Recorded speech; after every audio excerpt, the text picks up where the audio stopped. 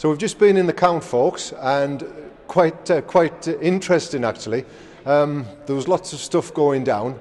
Clive, can you tell us about what was going on in there?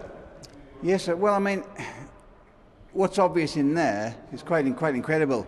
There was an Asian gentleman there shouting and screaming at the Labour actress that she was a racist. There was one of the other local independents shouting anti-Semitic Labour Party. There was people making sheep noises from the back because I mean, in all fairness, yes, it was a tragic reason for the by-election, and let's not give any disrespect for that. It was a tragic circumstance. Having said that, it's quite clear what I've seen throughout all this as well is that the Labour Party has got absolutely no respect from a huge selection. Yeah, they've got the core vote. It's turned out again, but it's went down, and they've had to wheel in a soap star from London who's bleating on there about the local people of Batley Spen. She lives in London. I believe she hasn't lived here for quite some time. Yeah. So the disrespect of the Labour Party and them getting hassled and jived a bit at the front, and I haven't seen that for a long time, and I think it's just a wider sign of the respect that the Labour Party's lost right throughout the community. Do you think it could have something to do with the silent rebellion that's taken place in the country as a result of the Brexit vote and various things? That's part of it. Definitely, the British public are asserting themselves now. They're bad enough.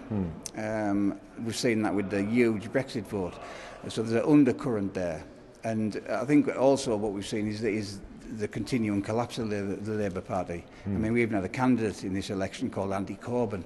Do you know what I mean? There's a real deep resentment, and we've seen the Labour Party in full flow, smashing the windows of other challengers of Corbyn and using the left-wing violence that they've perpetrated on nationalists, friends of ours and indeed ourselves, for decades, and they've turned that on themselves in the full glory of the media.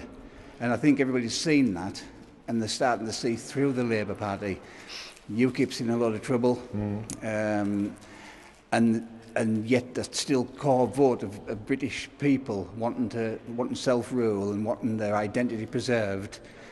It's got to go somewhere, and we've seen where it's going tonight in Heybridge, haven't we? Exactly, yeah. And what we've got as well, of course, we've got all of those floating voters out there who changed their voting patterns previously. They've got to have a home. They'll have to be looking for somewhere to go, and where better to come to than the British National Party, who have always been right and always will be right on various issues. A resurgent British National Party, and we're part of the Quiet Revolution. And we're doing that as you know, Adam, in the town and in the parish, in the councils, in the volunteer seats that the Labour Party, the Tories, the Lib Dems and UKIP won't even look at, because they're volunteer posts, and that's the seats we're occupying, and we're going to come up again from the grassroots, my friend. Right, well listen, before I finish there, I'd just like a personal thank you to yourself and to our central office team for being so wonderful and working exceptionally hard on this election, and long may it last. It's been a pleasure as ever. Excellent. Thank you very much. So there we go, folks, a little bit of an insight as to what's going on with the Labour Party and the positive message that we have for going forward. So I'll leave it at that, because it's very late and we need to get on the road. So thank you.